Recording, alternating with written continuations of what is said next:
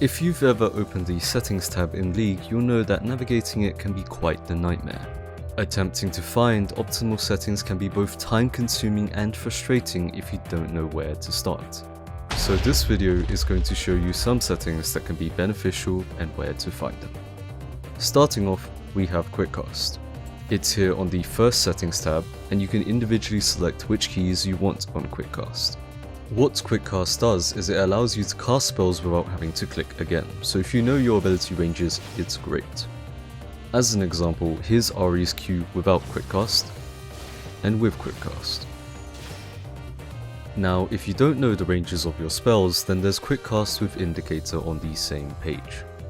What this option does is show the ability indicator and cast when you let go of the key. If you hold shift while using this option, you'll just use normal Quickcast. Moving on, we have mana costs. You can find the setting under Interface, Ability and Attack Display as Show Spell Costs. Now, I'd be surprised if you don't have this on already. You really don't want to be caught lacking in those situations.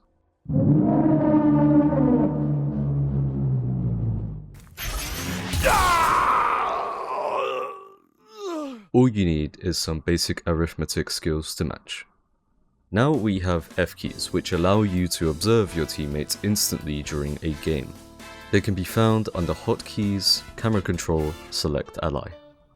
F keys are great, especially for junglers as they allow you to observe lane states quickly and figure out if you want to gank and so on and so forth. They aren't exclusive to jungle though. For reference, F1 will always be yourself. F2 to F5 will be based on the scoreboard placement, respectively from top to bottom. I personally don't use F keys, but they can certainly be useful. The stop key is up next. It has a variety of uses. A basic one is letting you sit by a minion and last hit it. This means you get to time your last hits more accurately and you don't need to constantly pace back and forth if you have auto attack on, and potentially miss CS.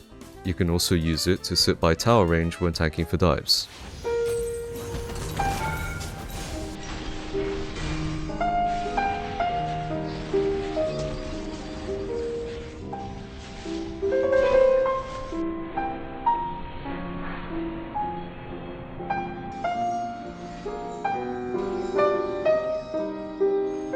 You can also use it to mess with your opponent's reactions and dodge abilities.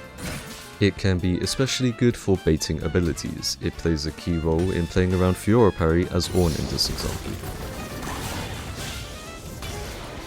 It can be found under Hotkeys, Player Movement.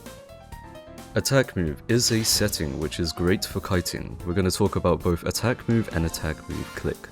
Both options can be found under Hotkeys, Player Movement. You'll also need to make sure that Attack Move on Cursor is on. You can find this under Game, Gameplay. Now, traditional kiting can be quite difficult in the heat of the moment and or against high-speed targets.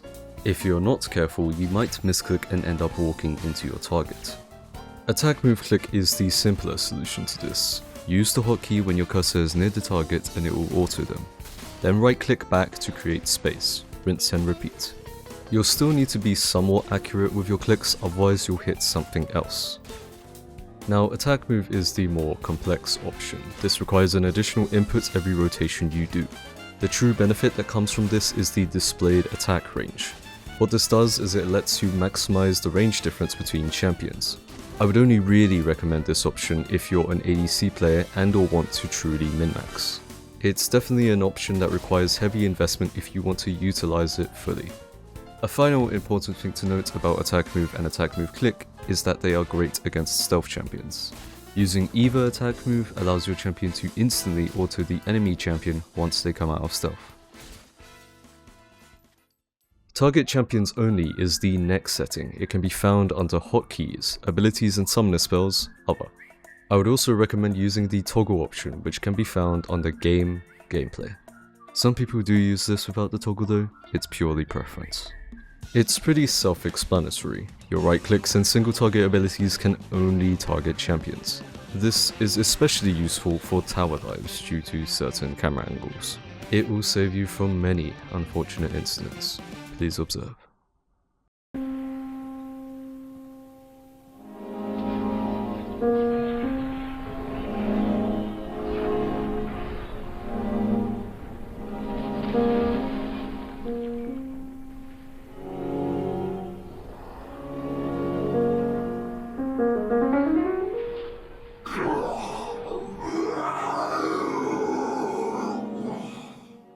You get the idea. Now while you have the setting on, it can be bypassed with attack move. Remember to turn the setting off when you aren't using it. Here's a demonstration with the normal cursor and the legacy cursor. The next setting we have is the global champion sound notification. It can be found under Interface, Accessibility, Display Champion Sound Notification. What it does is alert you to global champion abilities with global sound effects, just in a visual way. This doesn't work for abilities like Jinxult therefore, as there's no global sound effect. It's a setting made for deaf individuals, but is useful if you think you lack awareness. The option Move Camera on Revive can be useful for some champions. It can be found under the Game tab.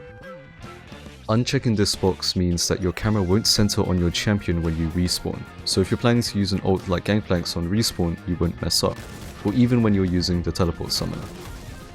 As a comparison, here's what it would look like usually when you have the setting on.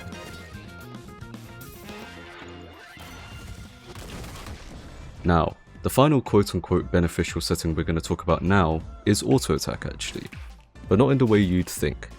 You see, auto attack can actually be detrimental in some cases. You can find it under gameplay.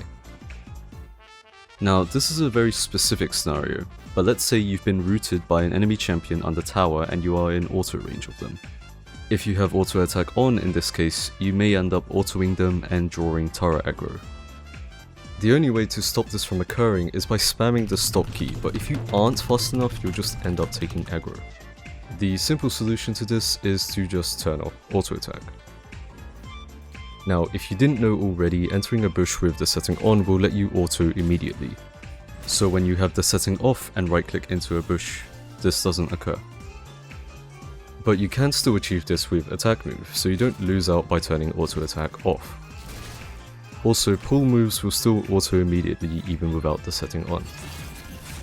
Now, I actually have auto attack on, but this is because I use the stop key a lot and have grown used to it. Having it on means you don't need to constantly renew your target. You can look away from your champion and it will continue to push and farm. The following settings I'm going to talk about now are more preferential rather than outright beneficial. And sound settings are a good place to start. Generally, people turn music and ambience off, with the rest being preferential.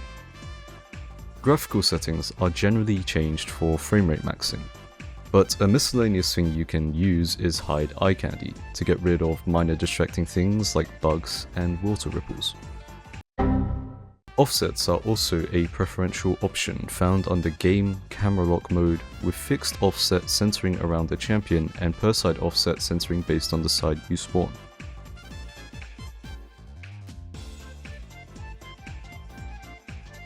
Now, the last thing I want to talk about is unlocking camera.